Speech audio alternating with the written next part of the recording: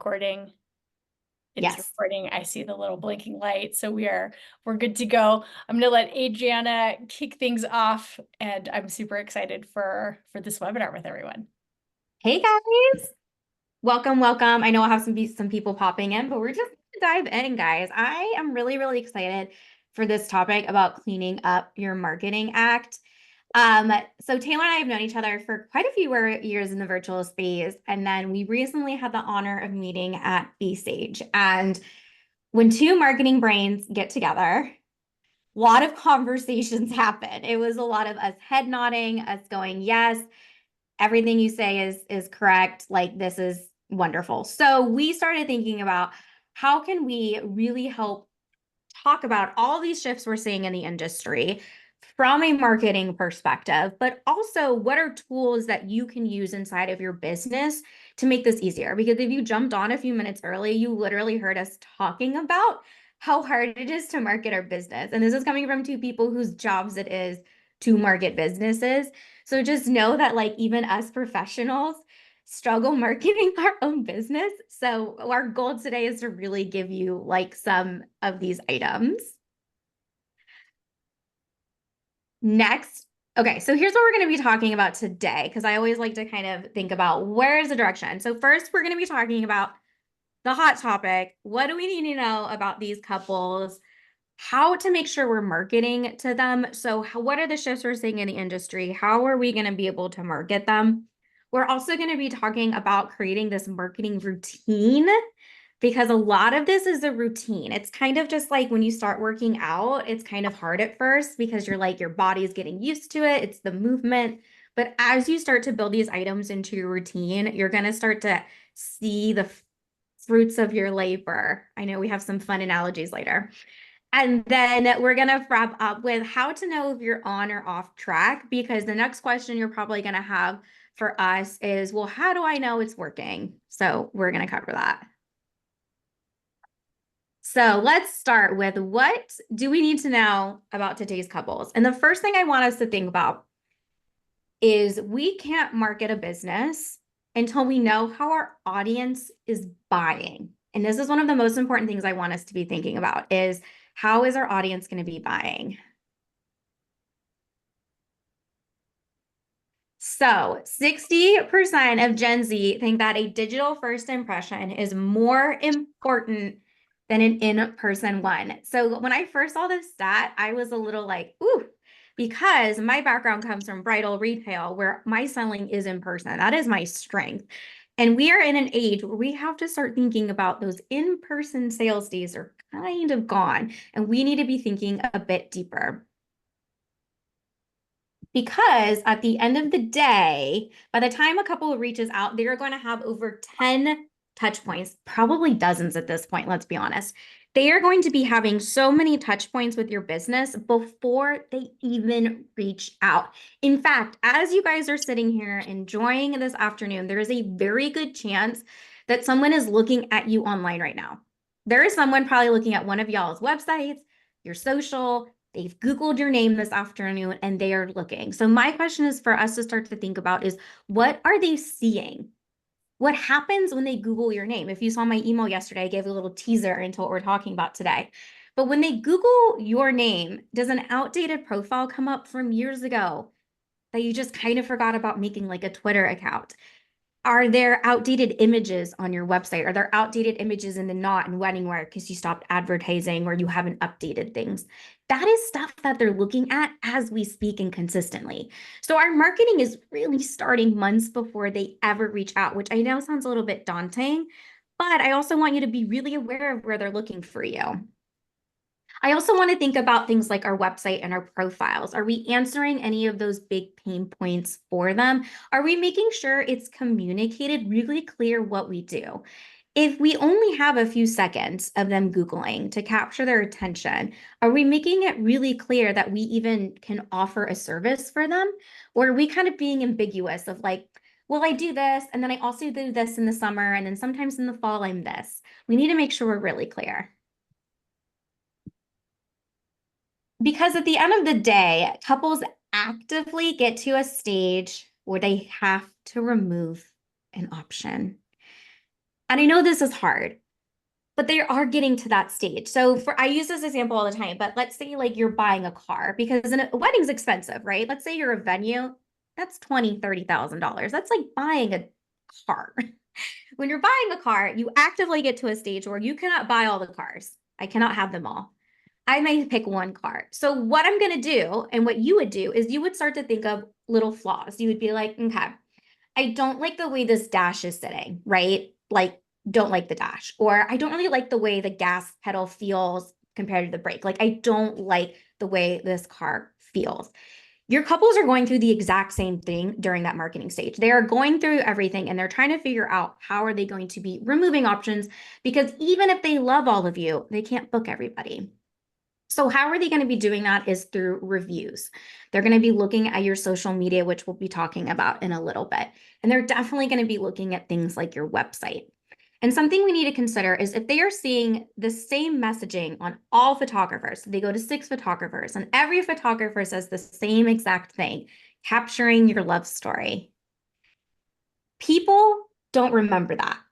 Brains remember what's different. Brains don't remember what's the same. There's a reason why brands spend millions of dollars to figure out a color, is because that is what people are going to remember. And we've also seen a really big shift that I want to talk about with our younger generations, because that's kind of what we're talking about, is these younger generations in general, regardless of weddings, only trust a brand after carrying out their own research. 70% of Gen Z and 69% of millennials. So this is not just something we're seeing in the wedding industry, guys. This is something we're seeing as a universal option. When my husband and I were remodeling our kitchen, we were in the aisle at Lowe's looking at faucets. A faucet, y'all. And you know what we did? We looked at reviews of each faucet we liked. We looked at, does it come in the color I want? What are the reviews? Do people like it? Is it in stock? Your couples are kind of doing the same thing because they are not at a stage where they can look at a lot of different options. They can see 10 photographers at once. This is also why for some of you, you might have seen this big shift of the referral. So this is one of the biggest shifts I've been seeing is in the last 6 months, the inquiries for us saying my referrals aren't booking me like they used to has literally quadrupled. I would get maybe 1 a year of that. I've gotten at least 20 this year that have all said the same thing. My referrals don't book like they used to. And where we're seeing that come down is most likely in this shopping stage. They're realizing that they have more options than what their planner is just sending them. So what are a few ways we can kind of combat this and think about that shopping phase and what is different? So one of the first things is we have to be price transparent. And I wanted this to be a part of this, like what is important to know, because this is one of the biggest shifts we're seeing right now in this online space is y'all have to have some kind of price transparency. And I know in this industry, we probably spent years where we didn't have to worry about it, but we officially shifted into the, if you don't have pricing, they won't reach out. So these are just a few screenshots recently in the last few weeks of people literally online. So I'm in over 60 Facebook, Reddits, Threads, you name it. I'm in these groups. I'm in a few Discords where people are actively talking about vendors. And the number one complaint in the last 6 months has been, I will not reach out or talk to them if I don't get pricing right away. Like just, it's straight up not happening. So the first thing I want you to think about this younger generation is not only standing out, but do we have pricing? Or are we just not showing anything? And we can have averages. I work with a lot of you guys. I totally understand if you're a percentage place planner, it shifts. If you're a florist, it's hard. If it's stationary, but there are ways we can do averages. So whether it's an average spend per couple, or on average, they spend $10,000 on our photography for a wedding weekend, we need to at least have something, whether it's averages or we're sending it to them pretty early in that stage. And another thing to think about is how weddings are in a spotlight. Now, this is kind of an uncomfortable one for me to talk about because I see these in groups and I saw 6 yesterday and I thought about adding them to the slide, but I didn't because it was like real heavy. There's a really big elephant in the wedding room, and it's just simply that the pandemic put weddings in the spotlight, but for a really, really bad reason. Everyone knew someone who had to postpone their wedding. I had to postpone my own wedding. Everybody knew someone who had a bad experience. Vendors to this day, mostly photographers, are not delivering images. There are couples waiting 16 weeks, 6 months. One yesterday was 16 months from her wedding day. She hasn't gotten images yet. 16 months. And you might be thinking, and here's what I know you're thinking, Adriana, that's not me. Of course it's not you. It's nobody in this room. However, where are they finding information on how to plan a wedding? They're Googling it. They're going into these Reddit threads. They're going into these Facebook groups, and they are seeing this message loud and clear that the wedding industry is an industry not to be trusted. So we are at a time where if you're wondering where that trust and lack of trust, and I know in the last year, a lot of people have been saying my clients are crazier than ever. Well, this is why. It's because they are spending hours every single day reading a horror story. So what are we going to do is obviously we're going to deliver images on time, but B, we need to be considering how is our messaging, how is our marketing going to be talking about we're an expert that you can trust. We rescheduled 89 billion weddings in 2020 and not a single unhappy client. Like that is what I want us to be focusing on is we as an industry have to prove to our couples that we're going to do our job. So that brings us to my section, or one of my sections. A lot of what Adriana said is, I really hope that you all are like letting it sink in and taking it to heart and using it as a point of inspiration to go out and really, really get to know who your ideal couples are, because that's really kind of step one in marketing is understanding who you are doing your marketing for, because spoiler alert, we don't do our marketing for us. If you have heard me talk about marketing strategy before, you've heard those words come out of my mouth, and I am going to forever be a broken record about it because it's the fact of the matter. And when our marketing gets egocentric, it's not effective marketing. And just to give you something to kind of visualize, what does egocentric marketing look like? It looks like website copy that says I and we way more than it talks about you, right? Because you're just talking about yourself and how you can help and what you do and blah, you, like, or I guess in this case, it's I do this, I do that. And your clients are going to read that and be like, so do they even understand who I am and like where I'm at and where I'm coming from? That's a good example for you to kind of get oriented around here. So now that soapbox, Adriana and I have stepped off of that part of our soapbox, you really want to make sure that you are marketing to these couples. And so it starts with a marketing strategy, right? And I'm sorry to say it, but I'm calling you out with the soft kid gloves. One soft kid glove on, one soft kid glove off. A list of tasks is not a marketing strategy.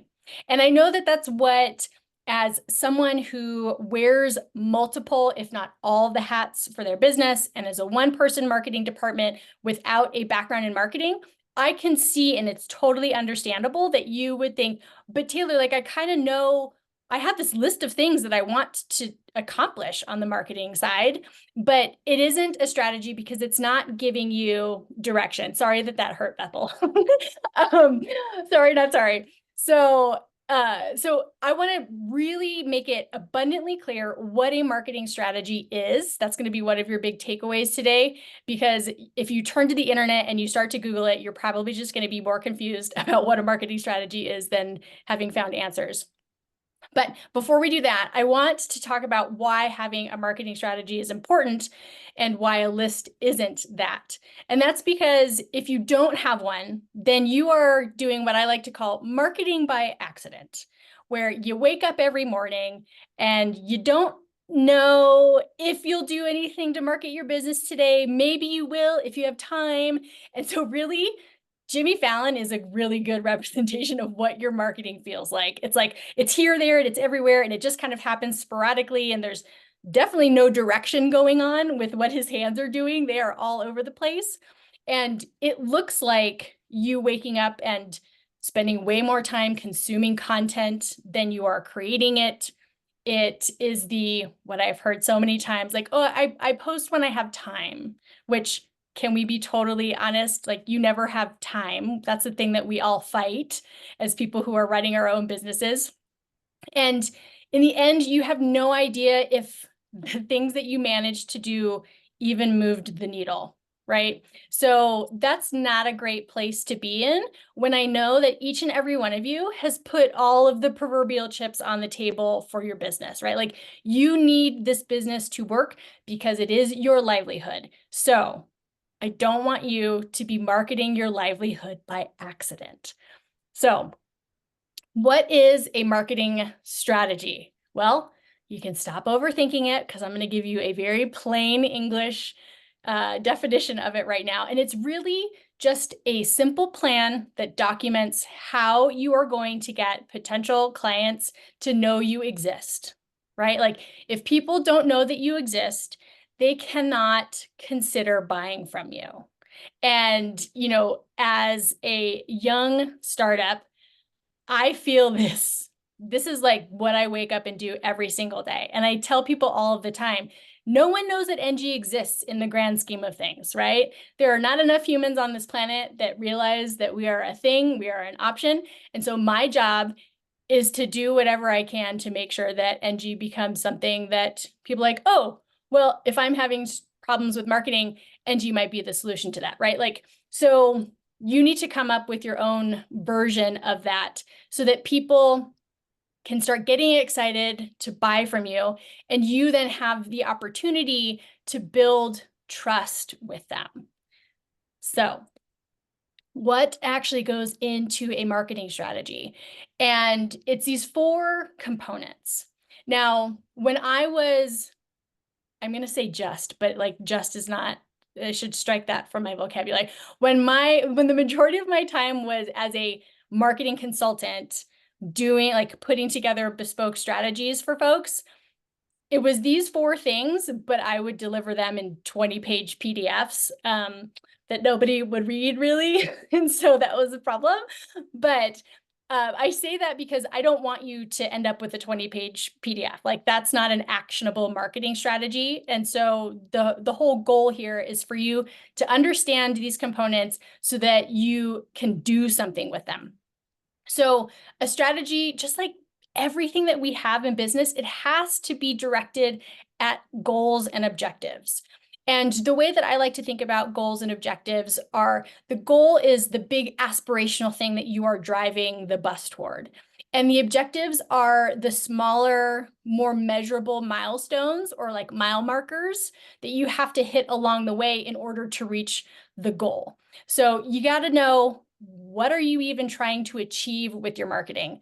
Maybe that's you want to book better quality leads. Maybe it's you want to do a better job with SEO. Like, define those things, and then you need to put those, okay, well, I need to do XYZ in order to get there down on paper. Then we've got customer personas, which is, you're going to take all of the things that Adriana said about, what couples are concerned about right now, and pair that with who they are as people to really dig into, okay, well, what's the problem that I'm trying to help them solve? Because that is what marketing is, right? Person has problem, person is looking for solution, and marketing is the thing that brings those 2 pieces together. So what are your customers really struggling with? And I love how Adriana called out, like, capturing memories. The other piece of copy that I would like you to immediately, like, cease and desist, like, go to your website and delete it if it is on your website right now. It's, weddings are stressful, or wedding plannings are stressful, right? That is not your customer's problem, right? That is so surface level. They're going to read that on 1,000 people's websites. It doesn't even matter what vendor category. That phrase turns up everywhere. And so, like Adriana said, if it's the same, guess what? You are not standing out. So strike that. That's my second soapbox moment. Okay, so now we're talking about marketing channels. And marketing channels are the places that you are going to do your marketing. Now, as someone who is likely doing their own marketing and also probably likely going to tell me, oh, I have like an hour or two a week while making the space to do their marketing, I don't want you to overcommit in this space. And this is one of the big mistakes that people make when they are putting together a marketing strategy, is thinking that they can show up here, there, and everywhere because of the, the internet-based pressure to be in all of the places. But realistically, I have seen most people can handle a max of 3 marketing channels plus referrals, right? Like referrals doesn't require the same ongoing effort as social media, as email marketing, as Pinterest, right? So you need to define, where am I going to show up? Where am I going to make sure that my business is visible? And then you have your tasks, right? The tasks are a part of the strategy, but they are not the strategy. So all of these things together, put together your documented plan, because if this only lives in your head, guess what? It's not actually a strategy. It needs to be documented somewhere. And when you have a marketing strategy, guess what? Marketing sucks way less, because you wake up every morning and you know what you're going to do and when. And when you've made these sort of CEO level decisions beforehand, it saves you time on a daily basis, right? Because you're not trying to reinvent the wheel. Then you're also going to stop feeling like this is all for a lost cause and you're just like wasting your time, money, and energy on like doing marketing that doesn't work. And because we're humans and we all have a little bit of an ego, when you have a marketing strategy and you commit to doing it, you're going to start getting asked, who's doing your marketing? And that is a crystal clear signal that the folks around you recognize that there's some good shit going on with your marketing, right? It's one of the biggest compliments that we can get as people who are doing our own marketing. So I'm going to pass the baton back to Adriana. We're going to dive into the next section. So we're going to be talking a bit about these platforms. You're probably wondering, okay, you just told me I need to be on channels. What channel should I be on? So we're going to be talking a bit about kind of the most common ones, things that we need to be looking for, especially when we're talking about these younger generations.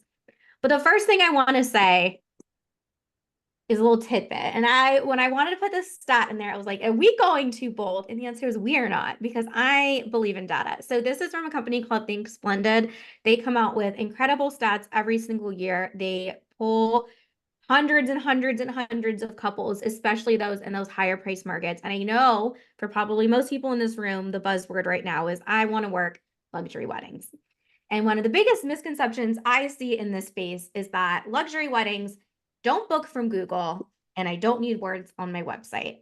Well, we are here to tell you as two database people, that's actually incorrect, because 73% of luxury wedding couples and 71% of ultra luxury. So that's about $250,000 and up, guys. So like actual like good money.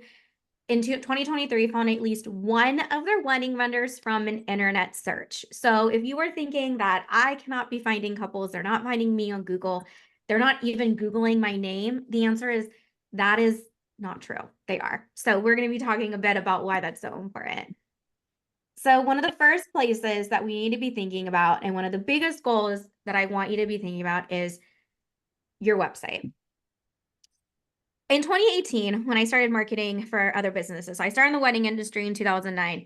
And then by 2018, I started Ava and the Bee. And I would have said your website was important. I would have not said it was your end all be all, like straight up. I would have been like, yes, but what you have is fine. Because we were in a different season. They were not being searched as much. If you guys saw the increase of website traffic on people's websites over the last 6 years, you would be blown away by how much more people are on your website than they were 6 years ago. So one of the most important things we have to consider is this. And that's also because everything that we do as a marketing agency and a lot of the stuff you're thinking about is going to be getting people to your website, because that is what's warming them up through the funnel. So we have to remember that when they go on these platforms, when on Instagram or Google, we're warming them up. They probably don't know about us a lot. and they're gonna want to go to our website to warm them up. So my goal is that that is a place I want to actually funnel them to, because that is where we're going to answer their questions like what you do and what your price point is. Are you a right fit for them? Are you speaking their actual same language? So a few things for us to think about is make it clear what you do as soon as they land on your website. Remember that little Googling thing earlier? And I mean, this needs to be immediate. In that very first little section of your website, I needed to say wedding photographer in Savannah, Georgia, like as basic as it is, because the amount of times when I'm doing a website audit and I, as a seasoned professional, cannot tell if they're a florist, a planner, or a photographer, because all it is pictures of cute looking couples and pretty looking tables, is every day. So if I cannot tell, trust me, your couple has no idea what you do. And that probably means you have very low engagement on your website, because what they're doing is they're looking and they're going, well, are they a photographer or are they a planner? Are they in Savannah or are they not in Savannah? But I need a photographer that's in Savannah. And then bam, that's it. They're out, no more. So that is something you can literally do this afternoon. It'll take you about 2 minutes. I want you to make it clear. We can make it pretty later, right? Like just make it really clear. Another thing is I want us to think about our galleries a little bit deeper, because what has happened and what I've seen is that everyone has just kept adding galleries in the last 2 years because we had an influx of weddings. And all it has done is created such overwhelm and decision fatigue that I'm even tired looking at them. Our website galleries need to be the best of the best. And then your blog is where the rest can go. That's why you should be every 6 months adding in a new wedding and taking out. I don't want you to have 30 weddings. It's also because my goal for the galleries is I want you to only have, photographers are going to hate me, 30 images or less. Why? Because I want them to see more. If they can see the kitchen sink in that gallery, they are not going to want to contact you. What I want, and one of my favorite emails I get, is I just got an inquiry because they loved the blog you wrote or the gallery you made and they want to see more. They want to know what happened. They want to see more of those golden hour portraits. They want to see more of the escort card display. That is why I'm enticing them. I am not giving them the kitchen sink. Yes, your website is also too slow, but I want us to be really strategic about what we are giving. We are only presenting those. The blog can have the rest. Your social can have the rest. And if you're wondering, do my couples notice? Again, yes, they do, because they talk about it online all day long. I'm kind of shocked by how many photographers ask 5 to 7K have absolutely terrible websites. But here's what I want us to think about. It gives me pause when thinking about hiring them. Like we talked about earlier, when they're in your funnel, the second you give them pause, the second that lumbar support of that car seat is bad, they're gone. And they're ghosting too. That's when they're also ghosting, is because they're realizing this person I inquired with doesn't actually have anything I want anymore.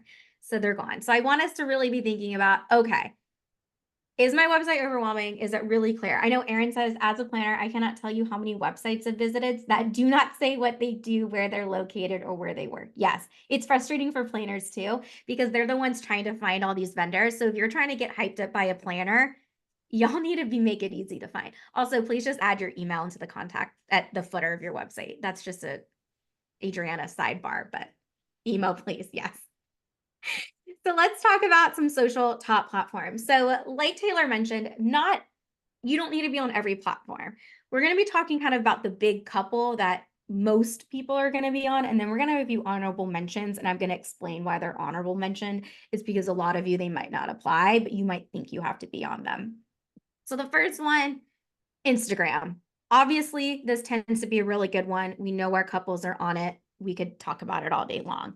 But you might be wondering, okay, what do I actually share on Instagram? Because the algorithm kind of is weird, right? And the biggest thing we have to think about the algorithm is, at the end of the day, it is run by a corporation that cares about ads and making money. So yes, ads and content like that and high engagement. So the biggest way that we want to be able to grow, or one of the only ways we can really grow these days, is engagement. Because what engagement means is that you are telling the algorithm that your audience is staying on the platform longer, and in return, Meta rewards you for a job well done. So we want to start thinking about engaging and shareable content. So what does that mean? This is typically things like tips, quick wins, ways you have solved problems for clients. So instead of just having the caption be X and Y's wedding was stunning, I want you to talk about X and Y's wedding was stunning, but you wouldn't know from this picture that a storm was imminent and we had to rush outside for those golden hour portraits, that type of stuff. Or this is my favorite venue for this reason. Or did you know that in Savannah, if you get married at this one square, it's the least busiest square of all the squares? Insider tip, I actually know the answer to that because I got married there. Like little stuff like that that are insider tips, that's what your couples actually want. And that's what they're engaging with. And when it comes to reels, yes, video is a big part of it. I know it's kind of a time suck, but it's also the reason we love it is reels make up more than half of the content reshared in messages. So reels are engaged with consistently when it comes to that. So consider that as well, is how can I be giving quick, actionable wins, something that my ideal client is going to want to save for later or send to a friend or send to a bridal party or wedding party member. Another thing, Instagram stories, which I'm obsessed with. If anyone in here follows me, you know I share my toast every single day. And I'm really excited, but Gen Z actually prefer Instagram stories. This was something Instagram came out with earlier this year, was that they as a whole like it. One, it makes sense. The home feed doesn't feel as personable anymore. A lot more ads, everything's out of order. You'll see a post from 6 weeks ago and be like, what? So they tend to prefer stories. It also gives that authentic feel. So if you want to know anything about younger generations, it is authenticity. There's a reason why TikTok and influencer culture is the backbone of younger generations. It is transparent. There are no pretty filters making us look perfect. And it's just real raw moments, which is why they like Instagram stories. So honestly, do not worry about the most perfect Instagram grid anymore. Your couples truly could care less about that. Like those days are just kind of behind us. They want to know the people behind the brand. I want to make sure you guys are also showing up. Show your face. People aren't buying like a service. Like they're not just like I'm going to buy a wedding photographer. No, they're purchasing a human in terms of like that connection.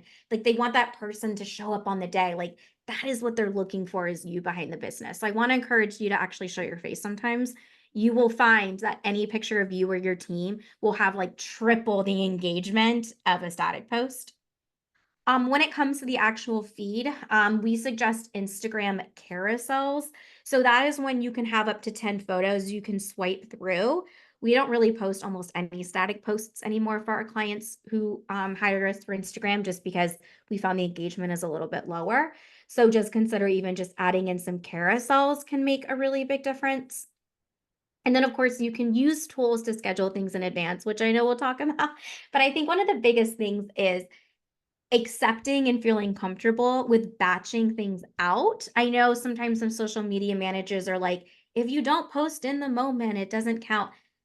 I'm going to tell you, there's a very minimal difference of posting in the moment versus batching. Go ahead and get it scheduled out. So the next one we're going to talk about is actually Pinterest. Some of you might be surprised by this, but Gen Z loves Pinterest. So 72% of Gen Z use Pinterest compared to 67% of millennials. So Gen Z actually uses this platform more than millennials. And as a millennial, I was a little sad when I saw this because I thought that Pinterest was just for me. But what I really like about Pinterest is that it's truly a visual search engine. It's not technically social media. You like some of my clients who have the most website and have booked the most money off of the platform have under like 500 followers. Like it is not a follower heavy platform. Engagement isn't really huge. It is truly about getting them to click on something, like it enough to go to your website, where we then again warm them up. My biggest caveat for Pinterest, though, is if you're not blogging consistently, which we'll talk about in a minute, at least once or twice a month, this isn't the platform for you. Again, not every platform's for everybody, totally fine. But this is one of those platforms where if you are blogging and you are doing that, this is kind of like that easy bread and butter. If you're wondering, how can I get more clicks on my blog? One of the easiest things I'm going to tell you is we add a platform like Pinterest, where that is where it's actually encouraged. It's also really, really low competition. So anytime I start with a new client, I look up their competitors on Pinterest, and 90% of the time, there's maybe 4 or 5. So for example, in Austin, there are over 62 people have like wedding photographer Austin in their name. 6 actually use it as a strategy. 6 are actually on the platform using it. That means your competition is 6 people. 2 of them are me. So you're literally competing against me and 4 other people for that keyword. So you got some pretty good odds. But as you know, if you go to Instagram, it's hundreds and hundreds and hundreds have that keyword.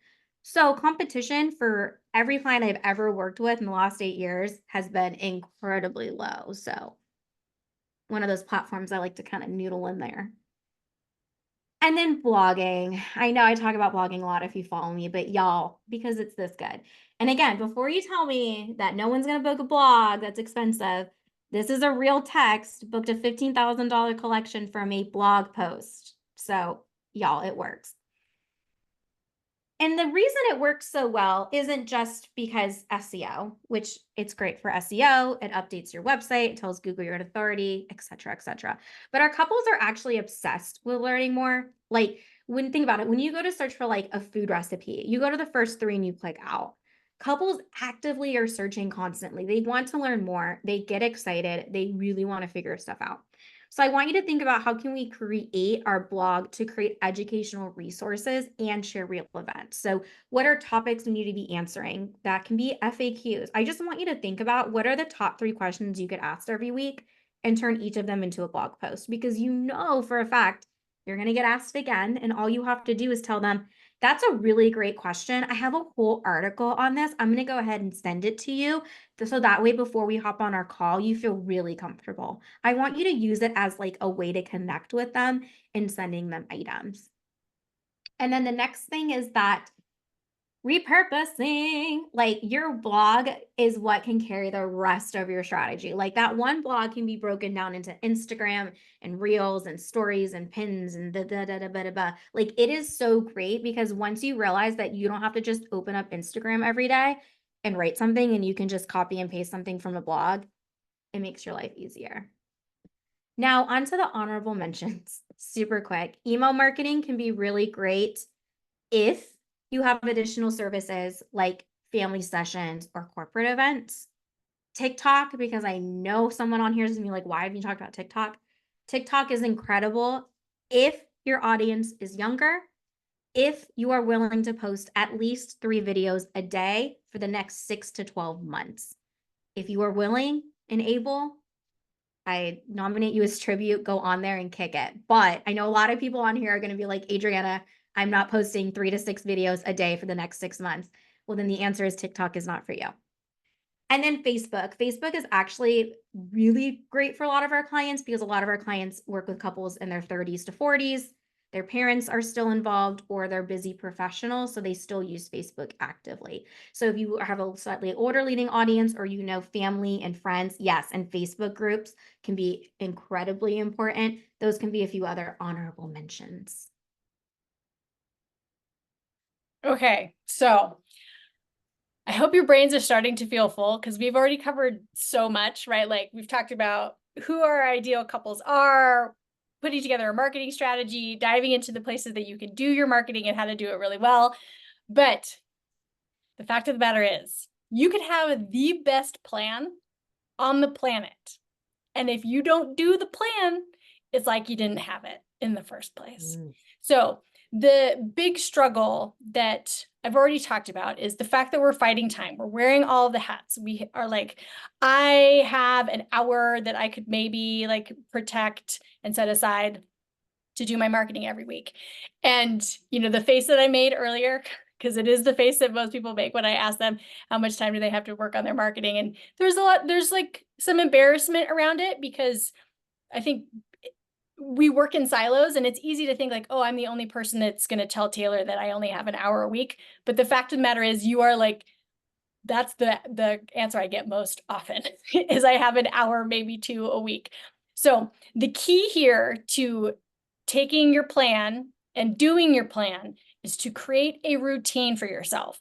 And this solves the problem that I get that is said to me all the time, Taylor, how do I get my marketing to be more consistent? Right? That's the plain English question that I am privy to all the time. And the answer is you create a marketing routine. You create a mechanism to do your marketing on a regular basis. And the reason if there are no other words that you take that have come out of my mouth from this webinar, I want you to take these home. Marketing is like farming. It is not like hunting. Sales is like hunting, where you can go out and you can like, I know it's a little bit graphic. Sorry if there are any vegans or vegetarians watching, but like you can go out and like, go out and kill a sale and bring it home and you've got something to eat. Marketing is like farming. You have to plant a seed. You have to take care of it. You have to make sure it has water and sunshine and nutrients. And if you don't do that, you will not have anything to harvest when it comes time for you to eat.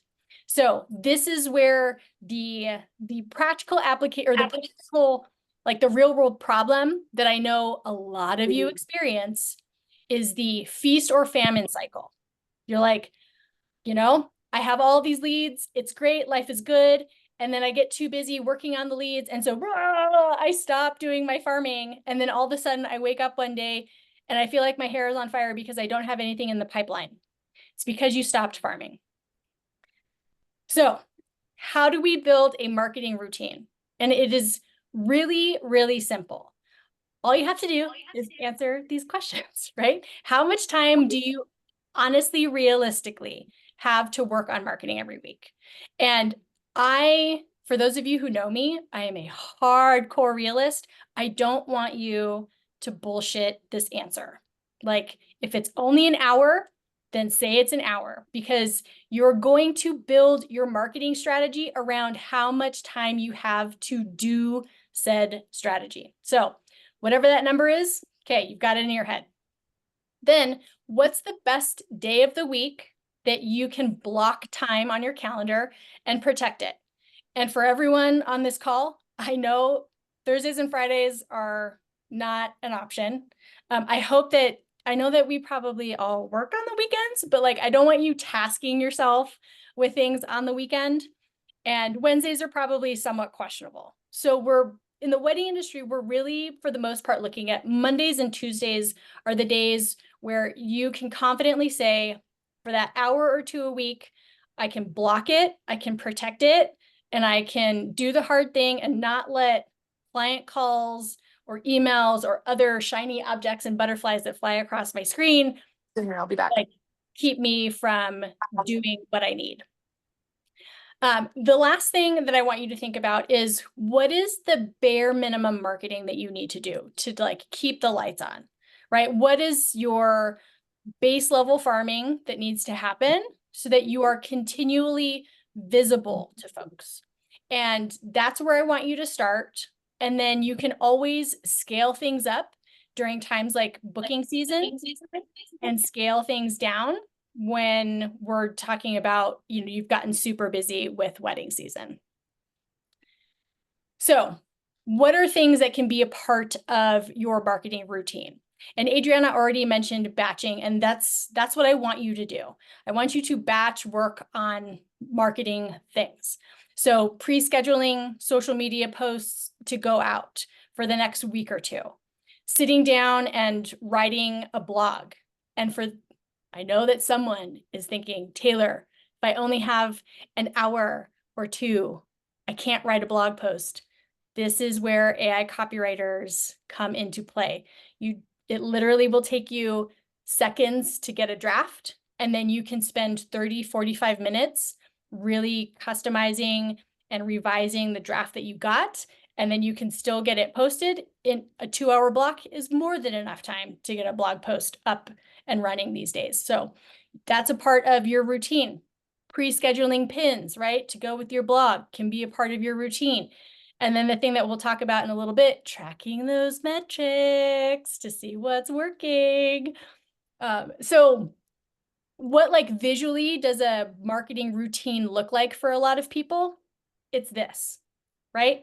So we've got the way that I like to approach things is starting with the big piece of content first so that you can repurpose it like how Adriana mapped out on that slide. So we start the first week of a month with our routine is we're going to write a blog post and get it published. Then on the second and fourth weeks of the month, we're going to spend an hour or two scheduling social media content that we're repurposing from the blog, and also just like recycling good posts that performed well in, you know, the 90 to 180 days prior, and maybe scheduling some pins.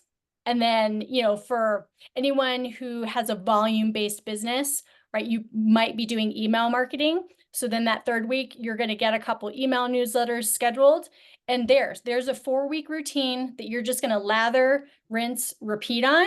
And you are going to consistently be visible on your blog, on Pinterest, on social media, and in your email newsletters, right? Like if you make it simple, you can do it. You can totally, like, who's the character from You Can Do It? Is it the Waterboy, the Waterboy movie?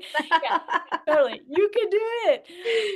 So this is one of my favorite things to talk about, but I'm excited to hear Adriana's take on all of this. But it's the knowing whether or not you are on or off track. And that's the other big question that I know people have is like, is my marketing working? So Adriana, how do we know whether or not our marketing is working?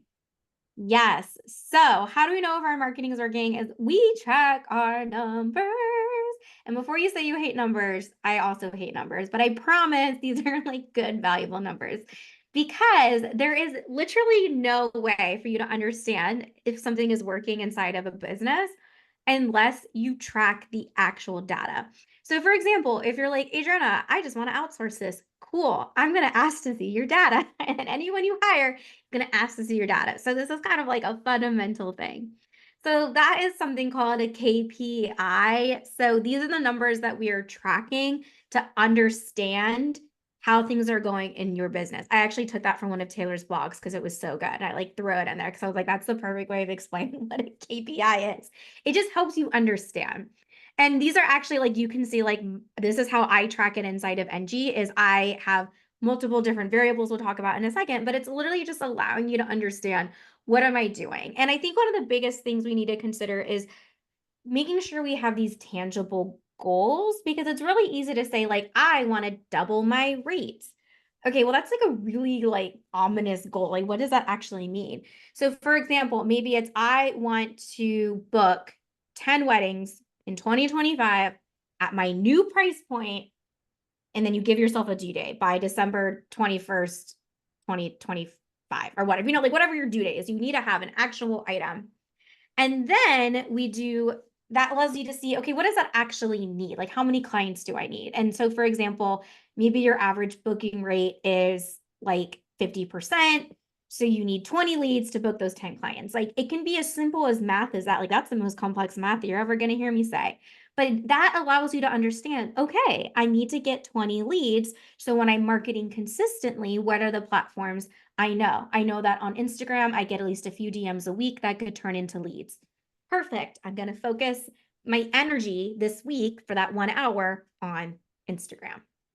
And then what are some common KPIs? So these are all ones that you can, of course, track inside of NG. But I think the most important is, of course, like, what does it cost to actually get a lead? Now, if you don't do ads, it can be a little bit harder, but it's also just like, do you know how much it costs per person you get in your door?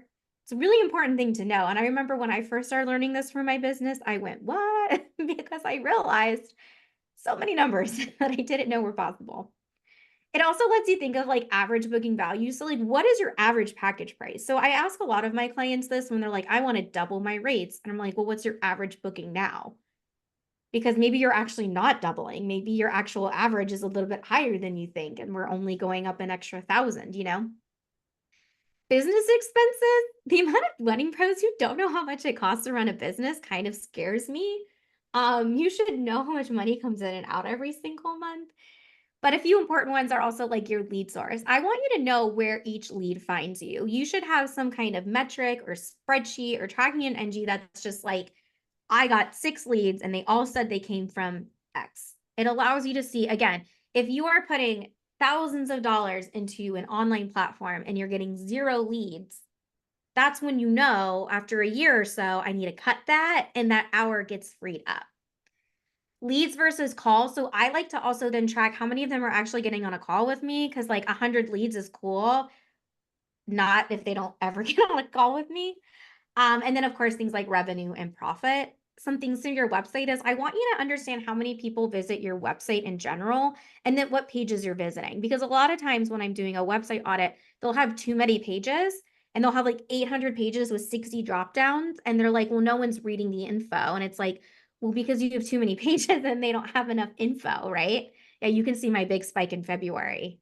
I could talk about that for days. But anyway, I know where that spike was. And then most visited pages, and then of course an average session duration. So that's going to be, if you're getting 5,000 people visiting your website, but they only stay on for 2 seconds, that means something bad is happening on your website. So that's why a lot of these numbers we want to track together, because they're how we tell that story. So when someone says, I'm not getting any leads, I can look at their website and be able to connect certain dots and be like, oh, it's because they're only spending 6.1 seconds on your website in total. So you're not actually booking anybody, and that's why.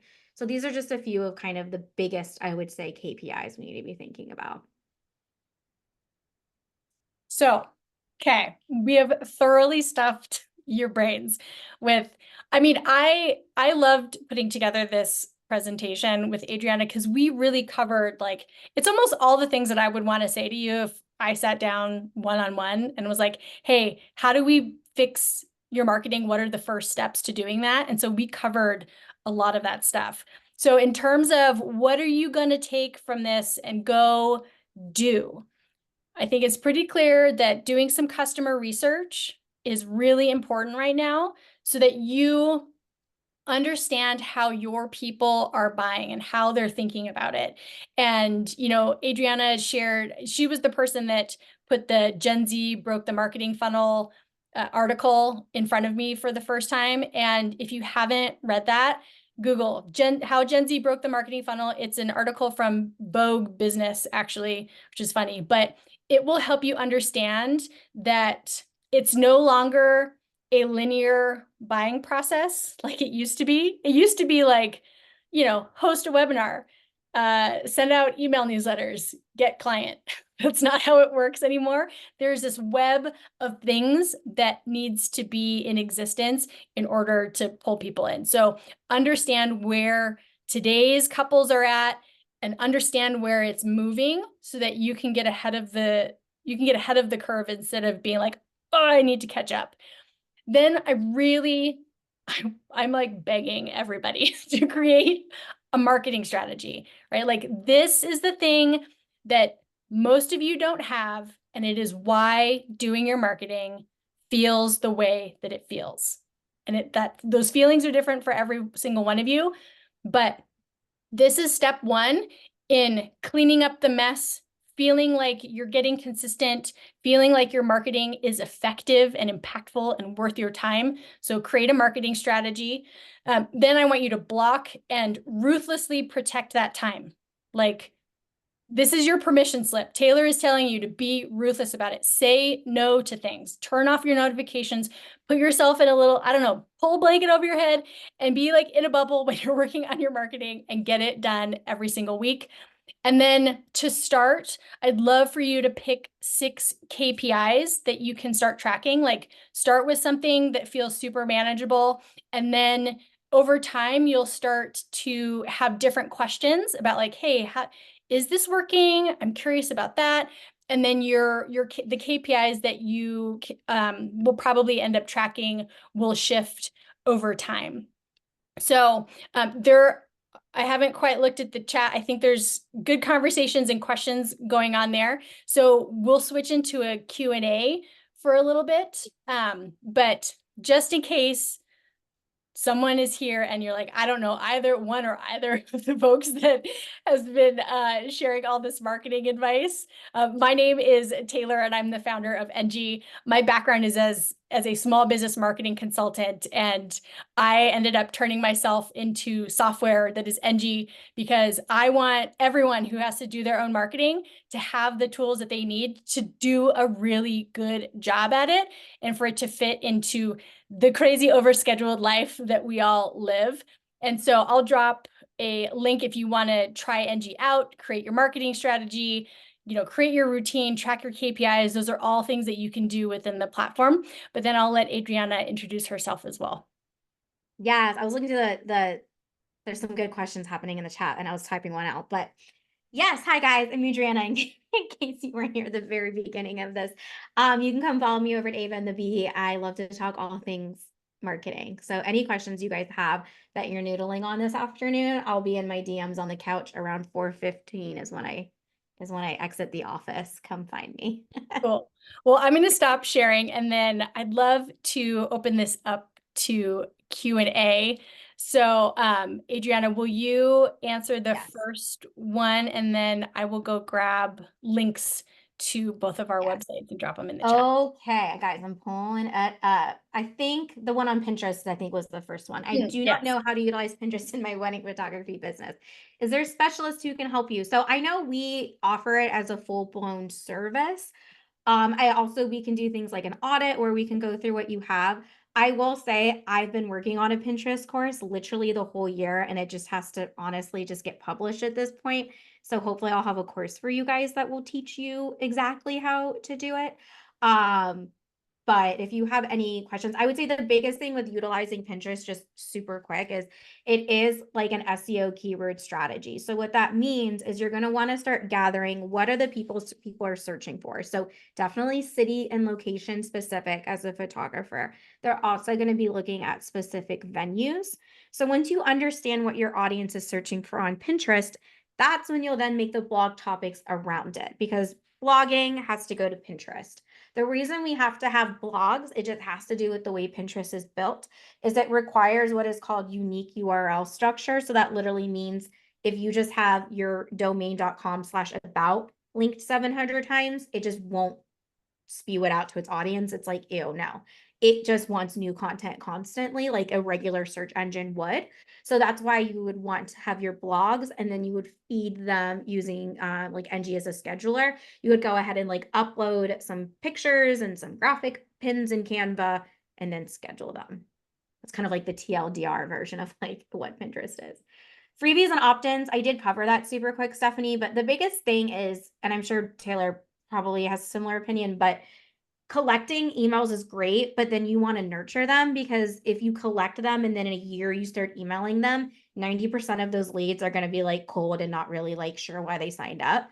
So I usually recommend really getting on that freebie opt-in train when you're ready to commit at least even just one newsletter a month. It can be pretty minimum. It's also because when someone signs up for a freebie, they need to be in some kind of sequence warming them up. A lot of times I'll see wedding vendors, I'll ask them, well, what's the sequence they're in? And they're like, oh, I don't know. They just get a PDF. Well, that kind of like defeats the purpose of having it. We want to make sure we're actually warming them up with a variety of emails. So it can be a really great platform. But again, it has to go to that time thing. It's definitely an hour a month for that, you know? So if you have the time. Okay, let me go to that. Let me see what the next one is. Yeah. I'm just scrolling. Is it Stephanie's question about lead magnets? I just did that Oh yeah, sorry, I one. was replying to. Oh no, I know you're like trying to do stuff. NG. Oh, I started using NG, but I got a little overwhelmed. Oh, okay, you already answered. Yep. So yeah, if anyone has tried NG and feels that way, like that's not abnormal. We're retooling some things to change it because now that we've been around for more than a year, I'm like, oh, I know how we take the first version of this and we make this like so rock star. But you can always reach out. You can, if you've had a trial that's expired, you can just get in touch and we can give you more time. And then you can schedule a call with Kayla. She is my right-hand person. She's also like the most lovely, kind human on the planet. The nicest person I've ever met in The my entire nicest. She's like life. the good balance to me and my like fieriness. She's like, so she's soft kid gloves all the time. But she's more than happy to do a one-on-one call with anyone to make sure you really understand all of the bits and pieces and how it works together. And then we do also have the white glove onboarding package that you can book if you want me then like if you want to work directly with me over 3 1-hour sessions to like really refine your strategy and your routine and dive deeper into marketing and all that kind of stuff. So, Yeah. Okay, so then let's see. How do we get on her calendar? Oh, do you have the link to Oh, I shall get, let me grab Kayla's calendar. Yeah. And if you guys have questions too, I know obviously Taylor and her team can answer too. But if you ever want to see how we like utilize it in my like as a business owner, I can always like share insights on how we use it. Cause I know we have Stephanie in here has used like a content guide that I create. And then she uses Enji to help her start like the first draft. And it uses like the prompts in my content guide. And it was like, that's the coolest way of like utilizing, yeah, two items into creating a ton of blog Yep. content. Yep, totally. Yeah. Um, cool. Well, does anybody else have any marketing questions or because I mean, I know I can speak for the both of us. We want you to feel like, okay, I know exactly what my next step is. And, you know, if for any reason you're like, I need like an hour to digest all of this, you know, just get in touch with us on Instagram. We're both millennials. I think I'm a little bit more geriatric than Adriana is. But you can find us on Instagram, on our websites. You can shoot us emails. I'll drop my email here into the chat as well if you want to get in touch. For like I said, again, for any of you who have tried Enji and are like, what? Let's get you squared away. Because I do really, my goal with Enji is to reduce the number of tabs that you need to do your marketing across. And that's because when you don't fully understand the marketing machine that you're trying to build, when you're doing it across a bunch of places, it's only harder to understand what it is you're trying to do. So, and also if you just have feedback for me on that, you can't hurt my feelings. I'm trying to make this as good as I can possibly get it. But Adriana is fantastic for the like done for you one-on-one services. So lean on her at minimum, follow her on Instagram because her content is like beyond incredibly helpful all the time. It's abundantly clear to me that she puts a lot of thought into every piece of content that gets put out there. But thank you to everyone for joining us live. We had such a fantastic group. Such Um, a good group. I was like so excited. I was like, man, it's amazing. Yes. So I have recorded this. I will be sending out the replay to everyone, so you'll have it as a resource moving forward if you want to, you know, refresh your memory on anything you said. But for real, like use both Adriana and myself as resources. We truly want to see you be successful on the marketing side of things. That's why we've started the businesses that we have, because we know that this marketing adventure is not one that's walked best alone. Like No. you got to have a crew of people pushing Yeah. you along. So we're here to And do that. telling you you're doing great because you are. The fact that you're here means you're already 10 miles above like your competition. So Yep. Yep. Well, thank you again, everyone. I hope you all have a beautiful rest of your day. And Adriana and I will see you somewhere around on the internet. yeah. Thank you guys. Bye, everyone.